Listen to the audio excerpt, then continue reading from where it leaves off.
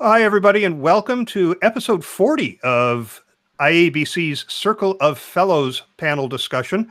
I am Shel Holtz. I will be moderating this discussion with our four IABC fellows. I am also an IABC fellow and a strategic communications management professional certified by the Global Communication Certification Organization.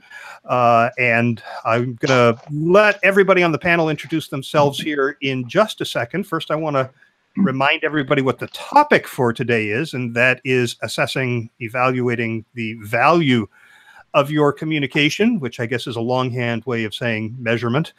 And I also want to let you know that you are free to ask questions. This is a live panel, even though it will be available as a video and as a podcast later. The video should be available about 20 minutes after we're done. YouTube just works that way. The podcast probably over the weekend, because I just work that way. And the way you ask questions is by going to Twitter and submitting your question with the hashtag COF40. That's for Circle of Fellows, episode number 40. So COF40. And I'm looking at a screen that will display those questions, and I will pass them along to the panel as I get them. So we have four fellows from the International Association of Business Communicators and my friends ready to engage in this discussion, and I'm going to let them introduce themselves left to right as I see them on my screen, and that means you're first, Amanda. Good evening, everybody. It's this evening in South Africa. I am from Pretoria in South Africa. It's nice and warm here. I'm ABC, and I'm the CEO of Business Team A, and we specialize in research and communication strategies. And Jim, you're next. I'm Jim Schaefer. I live in Annapolis, Maryland. I worked with Towers Perrin in the area of change management for 20 years, then started my own firm. McGraw-Hill published my book, The Leadership Solution. I spend my time now working with clients to help them improve business performance and through stronger leaders and more engaged and turned on people. Terrific. And Angela, you're up next. I'm Angela Senekas, and I've been doing research and measurement since about 1981. I kind of fell into it because we had a new CEO who was an accountant, and then I fell in love with it. So for the last 18 years, I've been running my own agency just for communication research and measurement. And Mary. Hi, I'm Mary Hills. I'm with Hyman Hills Marketing Group in Chicago. And like Angela, we have spent decades in measurement. I think one of the things that we at Hyman Hills, in terms of jumping into research and measurement, we have spent a large amount of our time in corporate on the marketing side. So we tended to be coming from the business side of the organizations, and they required research and measurement, I think, a little bit sooner than the comms side did. Great. And just to preface our conversation, this is the time of year when a lot of IABC members and some non-members are preparing their Gold Quill entries. And I will be a Gold Quill Blue Ribbon coordinator, along with another fellow, Marianne McCauley. Will be hosting that here in San Francisco. And one of the things that drives me crazy when evaluating not just Gold Quill entries, but any communication competition is when you read the statement of work, and at the top they outline some very ambitious and lofty and appropriate goals. And then you get down to the measurement, and they talk about things like impressions. I actually read one once that we got a very nice letter about what we did from the CEO's wife. And that misalignment between what it is that you want to accomplish and how you measure whether you achieved it seems to be missing from a lot of these communication results. And it's been like that for decades. Why is it so difficult for communicators to undertake the kind of measurement that produces the kinds of results that lead leadership to think that you've done something important for the organization. And I should note that we're talking about both internal and external communication in our conversation today. Who would like to take a stab at that? Well, I'll start. Go ahead, Amanda. Okay. Shell, I once read a study, I think it was a Buck survey, that they actually asked communication professionals, why are they so reluctant to measure the impact of their work?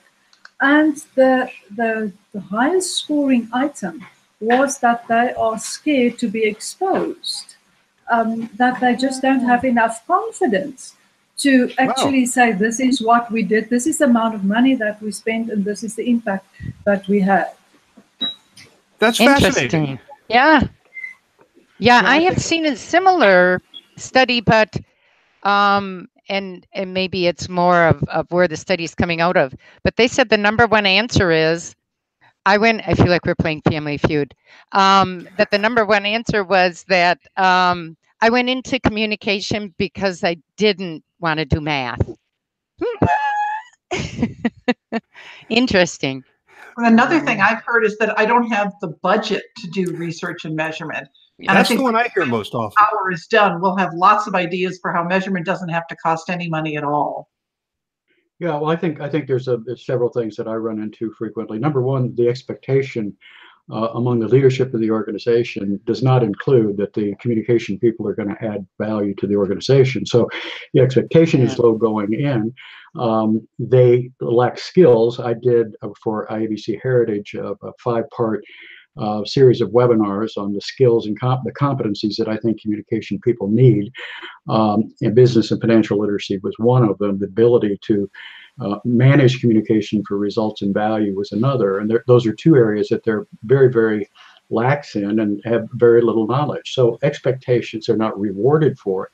But the good side is that more and more people are starting to understand that value is created when the gain is greater than the cost of creating the gain. And if you start looking at that, and then you start enabling communication people to start addressing real business problems instead of formal channel problems that have nothing to do with the results of the business, then I think we can make some progress. But definitely we're coming out of a hole simply because the leaders oftentimes don't expect their communication people to do anything other than what they're doing. That's why they get paid what they do, not very much. But Jim, what also amazed me was quite recently, in South Africa, we had a very intense discussion about, guess what, AVE. And somebody had posted this thing about AVE is not dead yet, or is it dead yet, or something like that. And the conversation was quite astonishing that senior people, well-known senior people, still have this view that, well, that's the only thing that management understands, and that's the only thing that they believe. So why bother with any other measurement? And I couldn't believe it. Just to clarify for anybody watching who doesn't know, AVE is advertising value equivalency. And there is an international organization called the International Association for the Measurement and Evaluation of Communication that has a set of principles called the Barcelona Principles, and they recently updated them. And the updated version of the Barcelona Principles basically says professional associations should bounce anybody who uses AVEs in their measurement. It should absolutely never be used. But I have a friend who's the CEO of a PR agency, and he says the client likes them. And if the client says that's what we want to see, then that's what we're going to provide. We can counsel all day long that this is not an appropriate measure. I've always believed that AVEs are measuring a result that PR is not trying to accomplish. Because you're not advertising. The goals of advertising are different than the goals of public relations. Yeah. And he says at the end of the day, forgive me for saying at the end of the day, if the client says this is what we're paying for and we want that, he says, I'm going to deliver it to them. Well, I think that one of the things that is interesting as well is, because we have this digital revolution underway, right? And I think all the service professions in particular are going to find that some of the maybe like tactical skill type things that they have been doing are now going to be taken over by technology. And I know that we had some phrase in technology even in the description of our program today, but I really am hoping that that also helps us to look at the communication professional in the organization or anywhere and realize that the ask is going to be more now.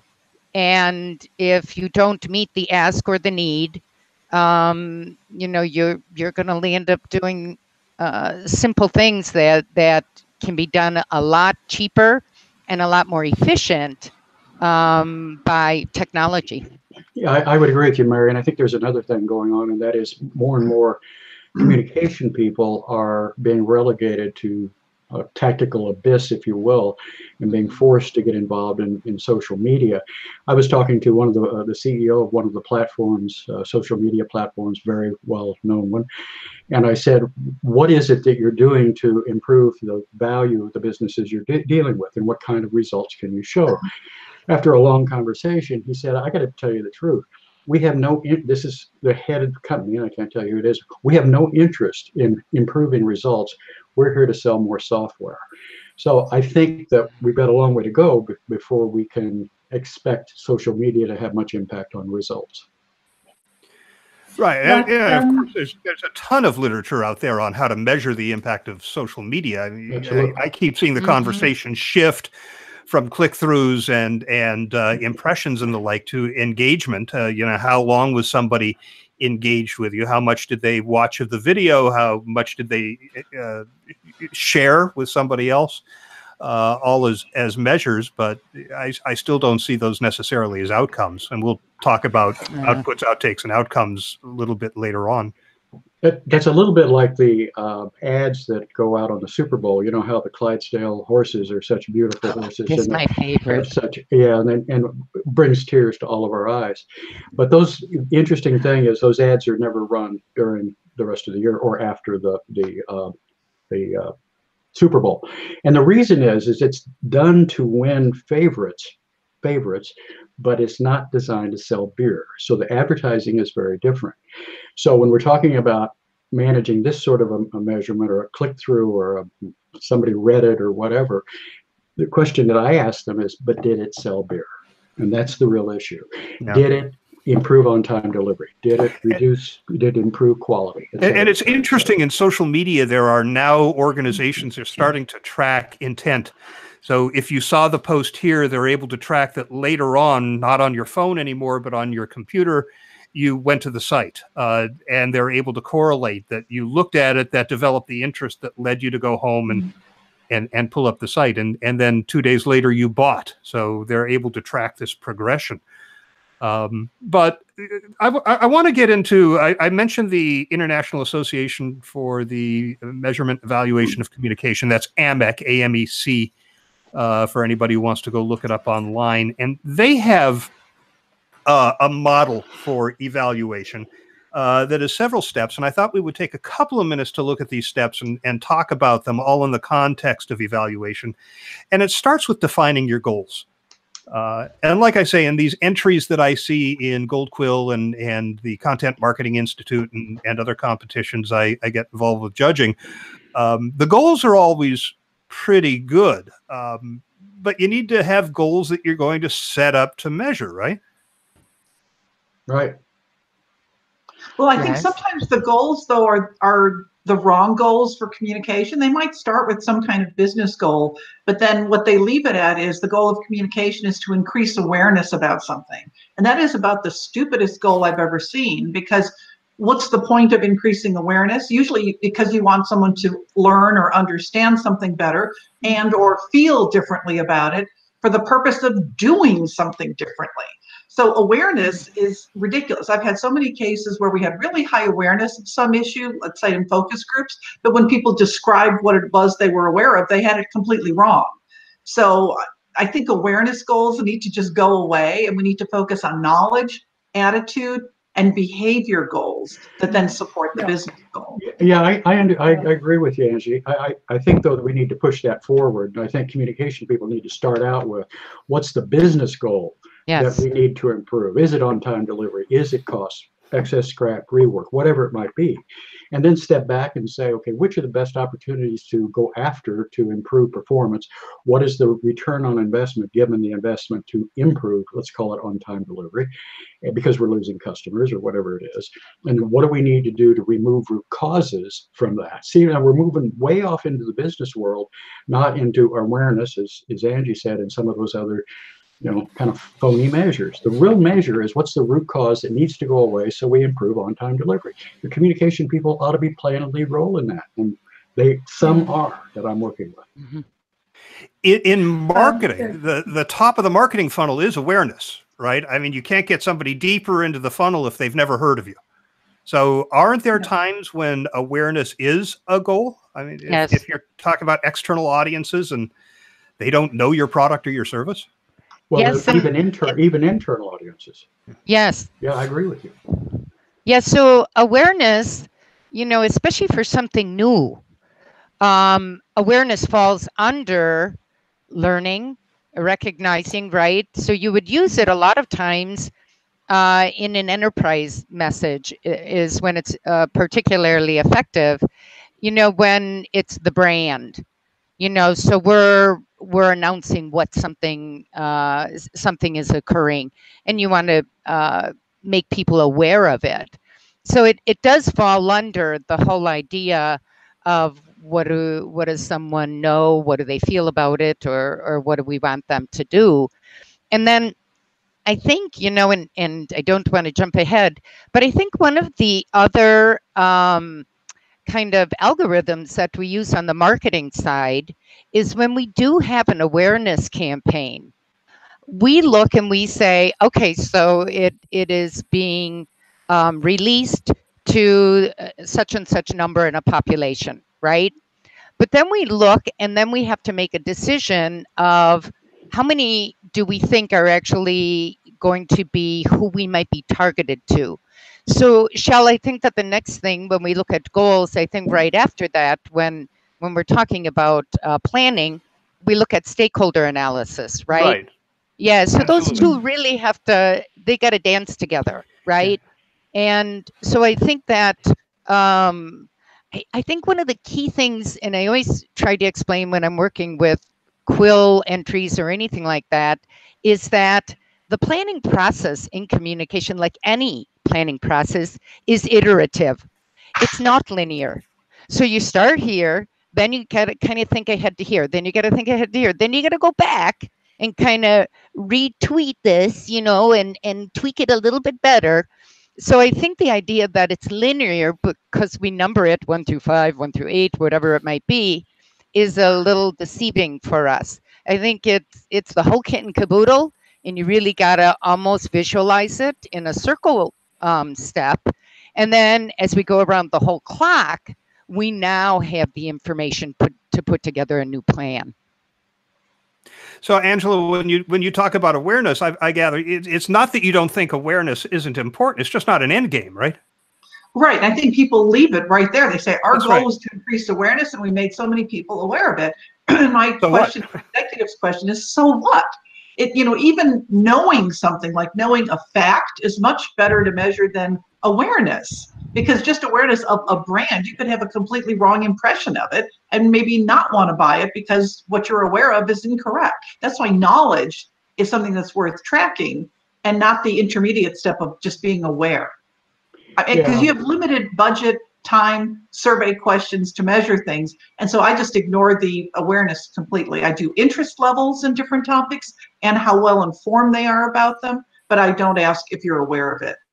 Yeah, I think that's an important point, Angie. We did some work with FedEx in Los Angeles a few years ago, and one of the things we found that we had communication problems on the outside, external as well as on the internal. One of the key issues when we went out and researched the community, LA community, is lack of awareness. They thought DHL was the only company that shipped overseas. And at the same time, Fred Smith was trying to build routes overseas so that they would make money here instead of sending it that way. We found out awareness was the number 1 reason why people were not buying from FedEx. We fixed it, had a 23% improvement in business and a 1,447% return. So that's where, knowing that awareness was a root cause of the problem, we eliminated that and a couple of other things. But see, I wouldn't call that awareness. Huh? I wouldn't call that awareness. That's knowledge. That is knowledge that the company serves a certain market.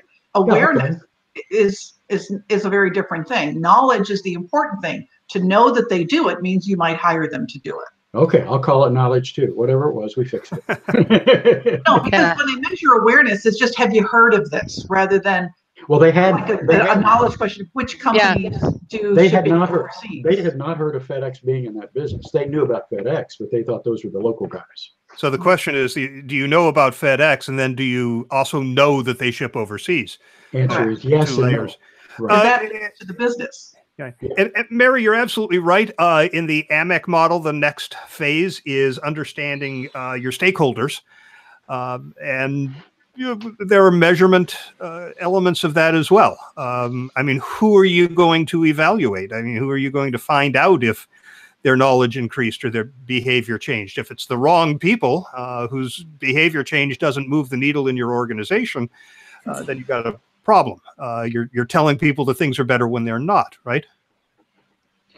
Yeah. I think sometimes when you're doing that stakeholder analysis, when you're focusing on what you're trying to get people to do, you figure out, well, what would it take to get them to do that? What would they need to know? What would they need to believe? And what you sometimes find is that the people you're trying to target are too late in the process. You have to first get to another group of people that influences what you thought was the target group. And you need to communicate with them first so that they are supporting this concept or promoting this concept with either the people who report to them or the people who look at them as influencers.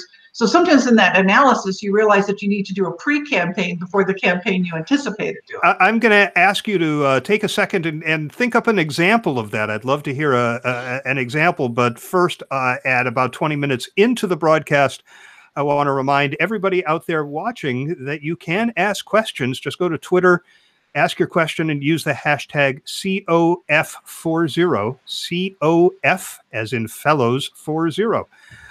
So, Angela, do you have an example of? Yeah, so most of my examples are internal communication. We had a client where they were trying to get employees to participate in an exchange program with other departments so that they would form better relationships and have better cross-departmental working. And so they were going to go for the employees to get them to sign up for this. Well, what we discovered is that employees already knew about it, but it was their managers who were not signing off on the paperwork to let them do it. Shocked. Managers were the problem? Yeah, so they had to really get managers to understand what value they would get from people who had this exposure and then came back and were able to use it. And then sometimes you find you've just got the wrong group completely. We had one situation where a university communicator wanted to get the researchers to let her know whenever they came up with some groundbreaking research so that she could start publicizing it. Well, that's completely the wrong group because they don't publish anything until it's been peer reviewed and in a professional journal. They don't want news releases going out ahead of that. So what we realized instead is she needed to instead get to the secretaries of all the department heads because they knew when publications were about to come out because those researchers wanted their deans to know what they were doing as they were on their tenure tracks. So it was just really going to a different group of people at a different stage, and she was able to get all of the information she needed to publicize in coordination with the professional journal publications. Angie, what was the ultimate goal that they were looking for? You said cross-departmental working together as a process. Is it because were they not working together and it was causing sales to go down or something like that? What was the ultimate number? If we do this, we've sold more beer. Yeah, in that particular case, I don't remember, but I know when I've done studies, we can identify which pairs of departments are having a communication breakdown. And I remember in one case, we had a retail organization. The stores people were having a problem communicating with the warehouse fulfillment people. And yes, that absolutely relates to not having enough product of the right kind on the shelves at the right time. Right. So when you find which pairs of departments are having specific business problems, then you can go in and fix them. Absolutely. Yeah. Apropos of nothing, I have to say that I saw an article in Fast Company the other day that had the headline that said, becoming a manager is not a promotion, it's a career change. And I loved that succinct way of putting it. Yeah.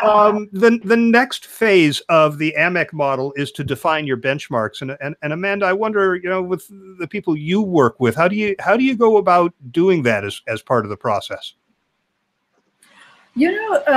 Shel, that is one of the problems that I think we experience quite often, because my customers, my companies that I do research for often ask me but what is the international benchmark? And my concern with that is that, you cannot benchmark if you cannot call it a benchmark if you didn't use the same instrument across different groups. So, because otherwise I cannot say to them the communication effectiveness score for universities in Pennsylvania is this, and so this is how you compare with them, because it was not the same instrument. So, and I think that is one of the things that the IABC should really look into, is to have a common measurement instrument, even if it's just the same, like the 12 questions of the engagement survey. Yeah, there used to be still around the intranet benchmarking forum where companies bought in and got to see the data. And I know the International Productivity and Quality Center used to do that too. But there are internal benchmarks too, right? I mean, this is the number we're at that we're going to benchmark against to see if we improve. I mean, it could be sales of beer, right? This is where we're at with beer sales. So then internal benchmarking is easy, because there you can use the same instrument year after year and do tracking surveys. But currently, my mission in South Africa at the moment is to have a benchmark for communication effectiveness in universities, that to use the same instrument in all the universities and have then this common measurement. And then what I also do, and what is very interesting, is to look at the budget that they have and the impact, or to see if there's a correlation between the budget, the student, lecturer, and the effectiveness that they get. So this is an interesting process that I'm busy with. But I think people tend to call things benchmarks that they cannot really call a benchmark. Shel, what do you think they meant by benchmark? Because there's a lot of definitions of that. My take on it was that it was the most fundamental, basic definition. This is the number that you're starting from. When I did my internal communication audit where I work, we picked numbers out of those and said, look, these are the ones we're going to aim to improve. This is where we're going to track the movement of the needle. And got management's buy-in that said, yes, these are things that are important to affect the business. Angela, do you think that people often pick the wrong things to benchmark? Well, I think one of the questions I see on online forums a lot is with the digital measurements, like what's your open rate for your newsletter? What's your click-through rate? What's your average video viewing time? And I think that's the wrong question. Excuse me. Sure. Because let's just say newsletter open rates or click-throughs. So many different newsletters have totally different purposes. Their frequency is different. So it makes no sense to just look at some kind of general benchmark for that. What I always recommend in that kind of situation is, if you're looking at how many people are looking at your newsletter, assuming it's got useful business-related information in it and is worth measuring, is take a look at, let's say you do a weekly newsletter. Look over the last year, what was the highest open rate you had for any edition? And you can say, well, that's our highest ever. We should try to make that our new average, because we know it's possible to reach it if we do things really, really well. Right, but you can also evaluate what was in that edition, right, that led people to open that one more than others. Were people talking about it? You got to see this. Exactly. Was it the content? Was it the format? What was it that made this one so much more useful to people that they talked about opening it? So it was the lack of opens that was the root cause of the financial problem that they were having. Is that what it is? No, Jim. I'm just looking at newsletters as a channel. It's like a railway network. You need to have the system that's working so that when you do have something in a newsletter that will help solve a business problem, if they're not opening the newsletter, they'll never be exposed to that information. So I think there's a real point to good channel management so that the right content actually gets seen. So this is probably a good time to talk about. Yeah, it's probably a good time to talk about outputs, outtakes, and outcomes. Katie Payne was the first one I ever heard that used those three. The output being what we used to measure when I started in internal communications, which was, how many did we distribute? We were printing 55,000 copies of our employee newspaper, and that was an output. We had X number of articles that dealt with the oil and gas production unit. That was an output. Outtakes generally is defined as what people took away from having read this or having seen it or having engaged with it. But outcomes is the holy grail, right? That's what we're after. That's the increased beer sales. I don't know why we're fixated on beer. It's the Clydesdales. Clydesdales. Yeah. Clydesdales. It works for me. It's fine. We'll do wine in the next panel. Or scotch. Or scotch. That really worked for me. But you have to measure all of those, right? Because if you're not producing the right outputs, nothing else falls into place. Well, I look at it this way. Let's say you want the outcome of changing a particular behavior. And in order for that to happen, people need to know something, right?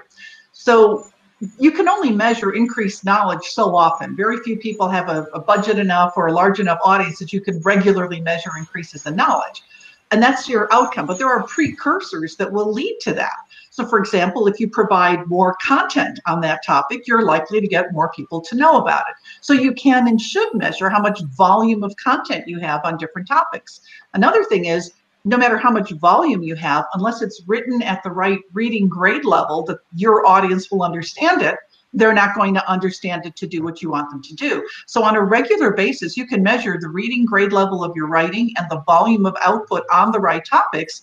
And every time I have a client where we measure all three of these things, when knowledge goes up on certain topics, they have also provided more content on those topics. It's a cause and effect. Let's carry that one step further. You could be writing at the right grade level, but if your understanding of the audience doesn't include that they're not reading anything they get, but they'll watch short videos, right, and you're sending out a lot of text, again, that's a failure to understand the stakeholder and produce the right kind of content through the right kind of channel. Right. And this is one reason you want to do surveys where you're asking people on each different topic, where do you currently learn about this topic? Where would you prefer to learn about it? Because then you'll learn some topics they want to read about, some they want to hear about, some they want to talk about. And it's different for different topics. One thing, Shell, Go ahead, Jim. Go ahead, Jim. That's the concern that I have is I find that when we're talking about readership and that sort of thing, we're starting to lose track that we want to sell more beer here, or we want better sales or whatever. When the salespeople send in their order and it goes through order and inventory, manufacturing, shipping, and receiving, and you can't get people to talk to each other and your cycle time is down and you're losing customers, nobody's really worried about what's in a newsletter someplace. So I think that one of the things communication people have got to understand is this is not all about newsletters and social media and stuff like that. It's about getting on the floor and helping the organization improve the performance. I just hate to see people gravitate back into that tiny little shell instead of getting out and really knocking the root causes out of the problem so that you can take off. Well, and that's, Jim, that's about where I was coming from. Because in this particular segment, right, of Circle of Fellows, we're looking at proving value. Right. So the way that, we have to prove value is to management, and so I don't bring up when I'm talking about value, or I use output, outtake, outcome, and outgrowth. I never talk about readability. I never talk about the number of hits that someone has to get in before they become aware. That's my profession. But most of them are not going to be interested in all of that stuff, you know? So what I have to do is look at the value. If we even go back, I look at the stakeholders, who has the power and the interest, right? You talk about benchmarks. Well, the benchmarks are the KPIs, right? The key performance indicators. Right. That's where we show value, you know, to the organization. So when you start getting to the point that we're looking at output, the number one thing that I use output for is when I give my little summary to management, I say, you know what? Everything went out on time. Everything was, all the spelling was correct, you know, and now the next step is we will monitor what is going on with this, and then we will take adjustment steps if necessary. Outtake, I do the same thing. I make it almost like a signpost along the way to show this is a process. This is not a one-shot deal that something went out the door and I'm just going to give you output, outtaker. All four of those, output, outtake, outcome, and outgrowth, they're part of a process. And it's a build in the process that actually achieves the objectives of the plan or not. So I just use each one as an opportunity to update management on here we are in this process. But hang on to your seats because we're still in the game. And this game is going to go down the road a little bit more. So you manage expectations of management that they understand this is a build. It's not a one-shot deal. Right. And I agree 100%. I think you do have to measure outputs and outtakes, but it doesn't mean you share that with leadership. But you know, on the other hand, if you find that you're not actually creating the value that you intended to, that's where you go to find out where maybe you had a problem. Maybe you were targeting the wrong audience or using the wrong channel or not producing enough content or whatever it may be. But that's your number. That's not the number you use to demonstrate that you're succeeding to the leaders of the clients. Right. Yeah. So it's a monitoring behavior. Amanda. Shell. Yes. Okay. First of all, come back to my benchmark. I unfortunately use the productivity benchmark. You know, I work in the productivity field, and in that space, the benchmark is the best that you get. That's the benchmark. So all of us strive to get this productivity level. So, okay. But what I actually want to say is that, you know, we are discussing research methodologies. And that's my concern. The topic of this conversation is how do we add value? How do we convince management that we add value to the business? And as Mary said, these things it's our skills. This is how we do it. But what do they want to see? They want to see value. And I don't know if you are familiar with the communication value circle that was developed by Zarfas and Viertman. It is an amazing instrument. It's an amazing model. And I would really, all our listeners out there, please go and Google the communication value circle. So what and Mary and I actually did some work on it after we discovered this model. If we look at the model, what they say is that the communication profession should add value on the tangible assets, the intangible assets, the leadership, and the social license to operate of a company.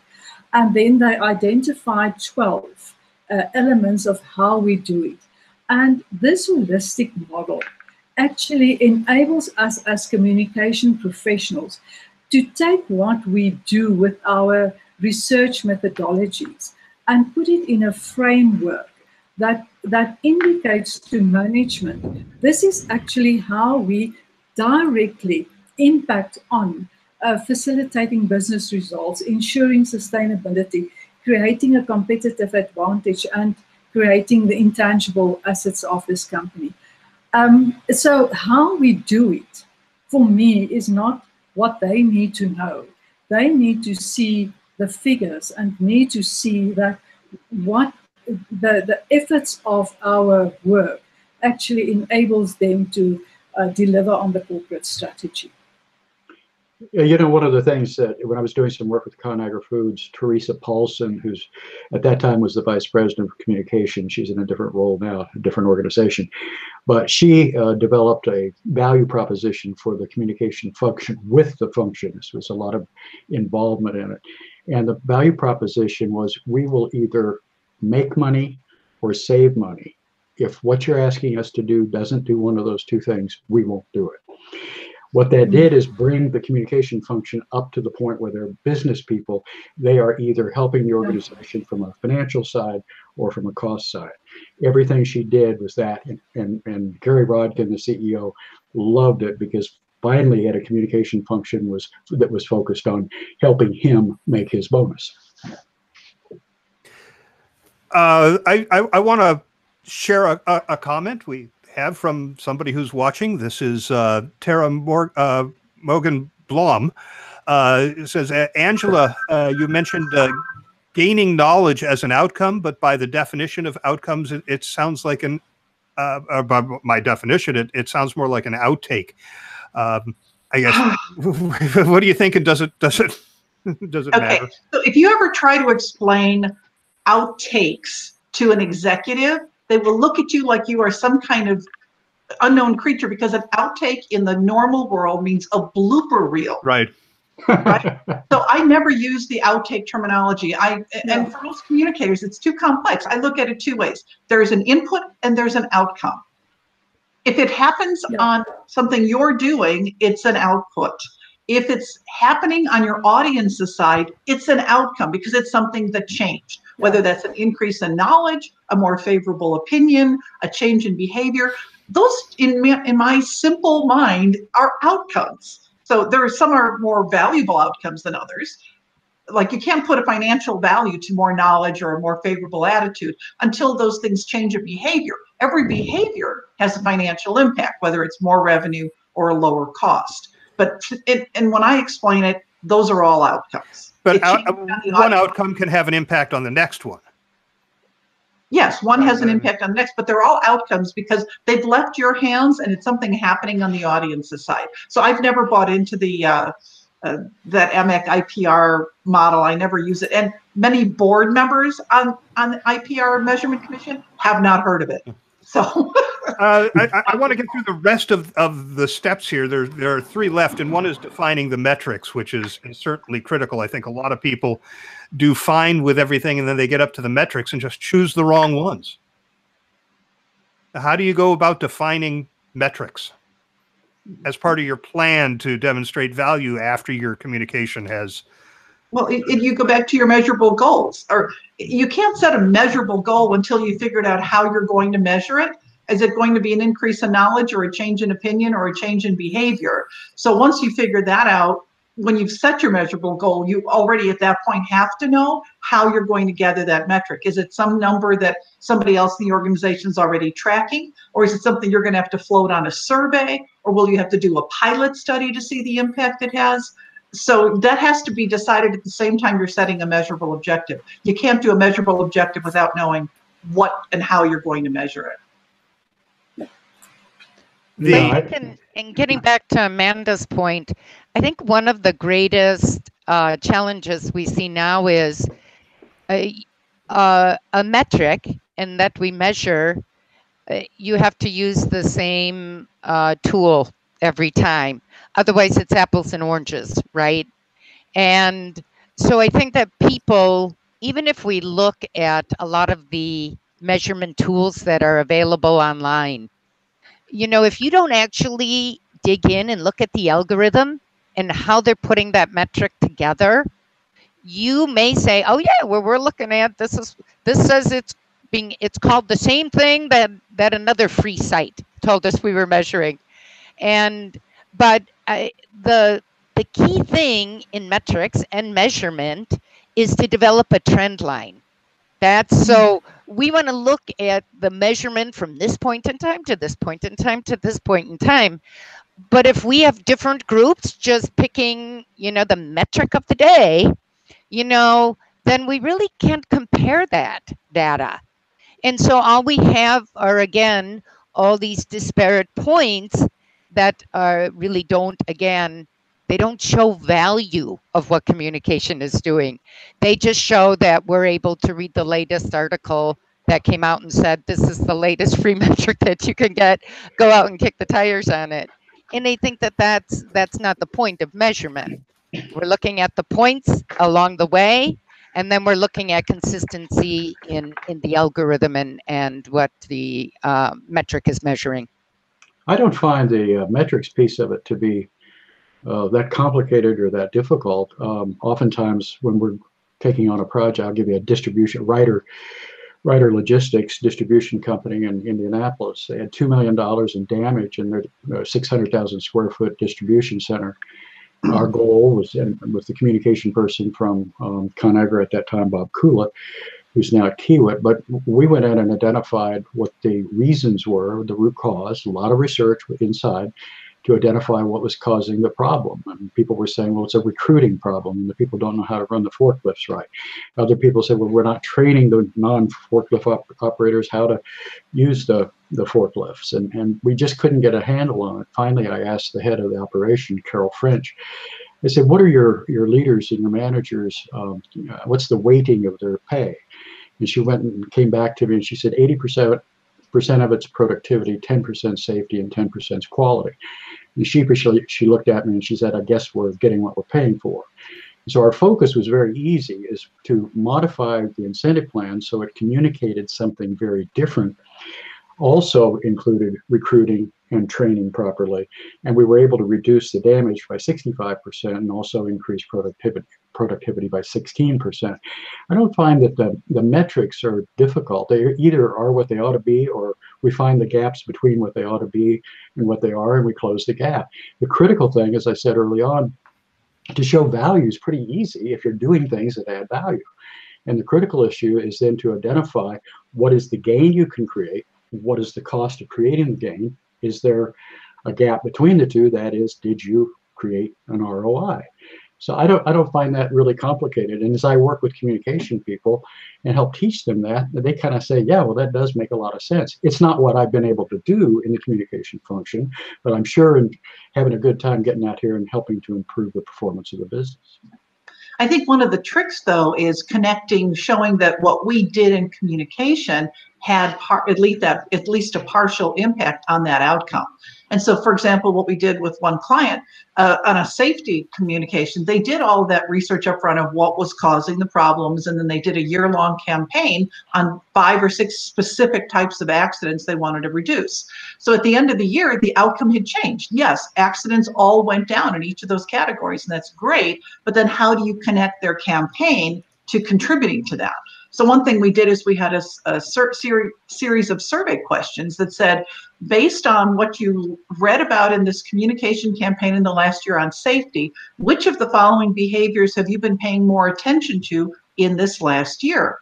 And we found that there were certain ones that had more attention being paid to them than others. But when we matched that up with the percentage reduction of different accidents, the ones they said they were paying the most attention to had the biggest percentage decreases in accidents. So you need to connect the communication with that business outcome. And that's a metric that's often missing. People just say, oh, well, we did communication on safety and safety improved. Yay, us. And that's not enough. I've heard the same argument in terms of turnover, where a communicator was saying we can reduce turnover, and the pushback was, well, you can communicate the things that might make people want to stay, but how do we know it was the communication and not the economic conditions or any other number of factors that might have played into how many people decide to stay and how many decide to leave?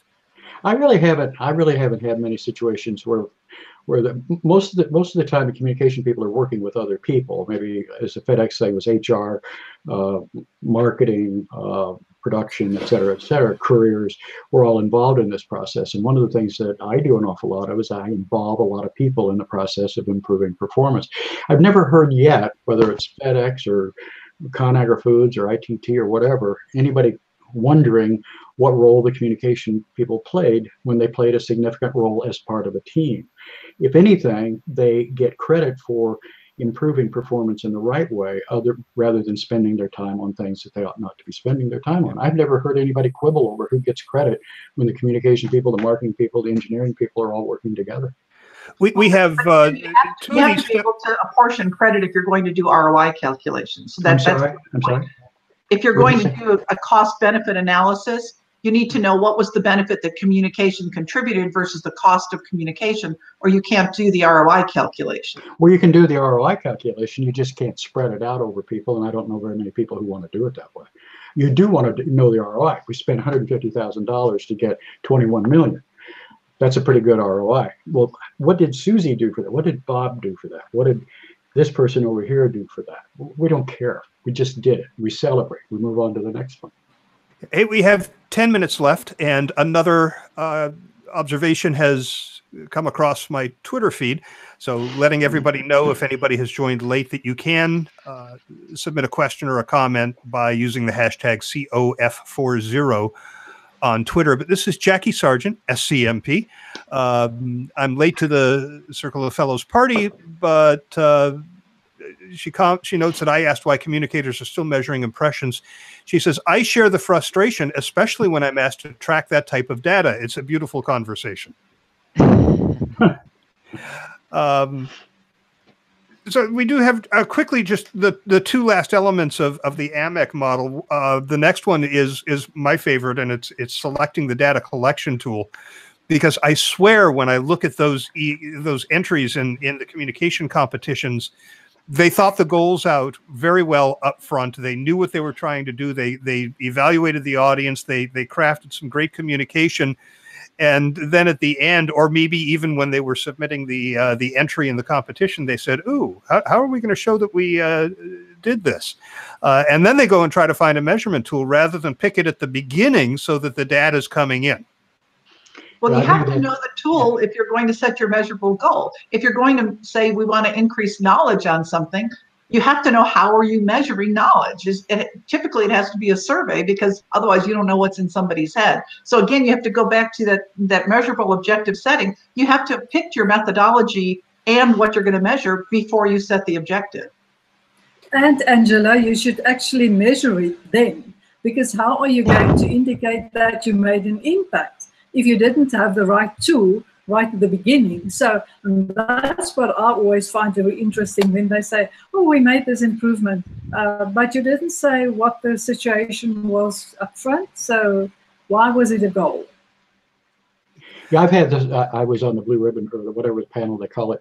IBC calls it last year for Gold Quill, and I had the same situation as what you all are saying. That many times they established the goal, then this is what we did, and then some kind of an artificial non-causation bunch of numbers down here, and no way that they measured this up here. They measured this down here. Mm-hmm. In other words, they measured the process. They didn't measure the success of the overall project.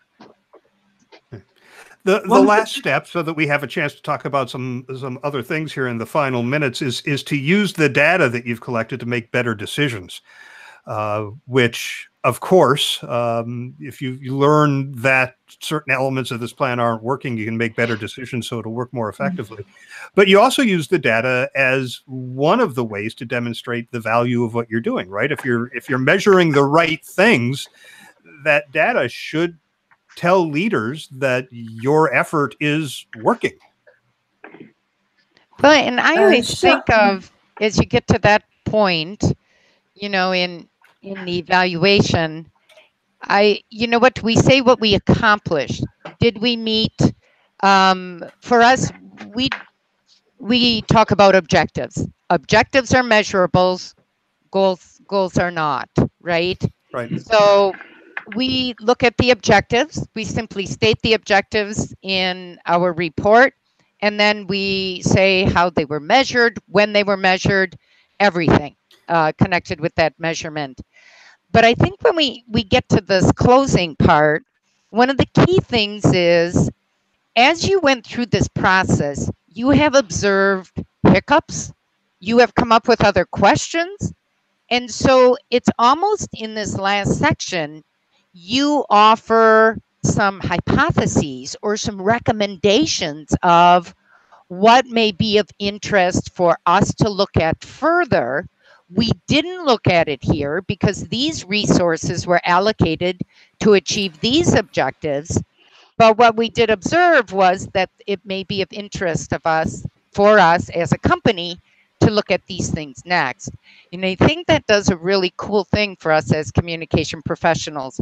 First of all, it demonstrates that just our observations, we realize will have to be tested and confirmed. We can't make stuff up as we go along, right? And so this is going to have to be tested and confirmed. But I think the other thing that it does, I think it gives us job security because we've made these observations and we're saying this is the next step that we think that we need to look after, and you're planting that early seed of how can we become more effective and efficient in our communication. A couple more observations here that have come in over Twitter from the folks that have been engaged in some conversation with us. Tara thanks you, Amanda, for sharing the communication value circle. Very helpful. She's sharing the link for others on Twitter. And from Jackie Sargent too, one says, this is aimed at you, Angela. She says, "Oh my God, I love increasing awareness is the stupidest goal. Oh my God, yes, yes, yes. I can't agree more." And I should probably open this so I can read the rest of it. But she also said awareness goals need to go away. Yes, yes, they do. She said, "What do you want people to do when they're aware?" is what she asks. So. Yeah. Definitely on board. Amanda, you're wondering, I put the link out there. That's how she got it. Yeah, I know you're looking and going, I didn't send the link to that. I looked it up. Yeah. No, I actually put the full report. Oh, and good. The name of the report is called How to Play the Game. And so I did put the link out there on Twitter. Great. We only have a couple minutes left, and what I'd like to ask you, and anybody who wants to take this, please feel free. Is there a way to demonstrate value without numbers? I have worked with a couple of leaders in organizations who are unimpressed with data. They're looking for something more gut level to suggest to them that what you're doing is working. Is that viable? I mean, if the client's asking for it, I guess it's viable, but is there a way to make that legitimate input into whether this is working? Yeah, I think so. I do a lot of work in leadership counseling and coaching, and we don't establish numbers to it. But I have regular meetings with the leaders, and over a period of time, they tell me, yes, this is working. People are telling me out on the factory floor, the showroom floor, or whatever, that I'm a better leader, I listen better, and I'm communicating our vision and strategy much better. We don't have any numbers to prove it, and I don't care about that, neither does he or she. But I think that's one time that we have sort of some soft approaches at consulting that doesn't have any numbers to it, but the clients are willing to pay the bill and they're happy about it. And they actually many times start expanding it and enabling their leaders to go through the same kind of process. No numbers involved. But Shaw, I once read that we should distinguish between data, information, and intelligence. And data is, it's just numbers. Nobody can make sense except us. Information is a little bit interpreted, but intelligence is actually what we should provide. And that is like the right information in the right format to the right people at the right time. And I think if we can structure our research in the outcomes of our research in such a way that it is intelligence superimposed on, and I'm going to go back to the communication value circle, because then it becomes intelligence. Then it's no longer data, it's no longer information. It shows the management how we are making an intelligent impact on what the business is about. Yeah, and that is, I think, how the knowledge management professionals define it. It's the progression from data you collect to information you glean from it, and then knowledge that accrues to that. Knowledge is ultimately what you're looking for, but the data by itself and even the information that you glean from it is not that knowledge. We're at the top of the hour, 1 minute away. I do want to let everyone know what you can expect in episode 41 of Circle of Fellows, which will be noon on Thursday, January 17th. It is focused on media relations, advocating for a free press, very timely here in the U.S. right now. The panelists next month will be Alice Brink, our friend from Houston, Jim Lukaszewski, who deals with crisis communication. Jim, you'll be back next month on this panel. And Brenda Seiler will be joining us, former chair of IABC, and another of our fellows. I want to thank all of you for taking the hour. It's been a great discussion. I could go on another hour. I only got through the top part of my notes here for the moderation of this. And I do also want to thank Anna Willie for her behind the scenes. You know, she's going to send me a note saying, Anna. she's going to send me a note saying, you don't have to thank me for this, but I do. Thank you, Anna. All of the scheduling and couldn't do this without her. So you don't see her on the screen, but she is a force of nature when it comes to. How do you know she added value? We're all here, aren't we? So. Yeah. Thank you, Anna. Great. So thanks, everybody. Have a good one. Thank Happy you. holidays. Okay. Happy holidays. Bye-bye.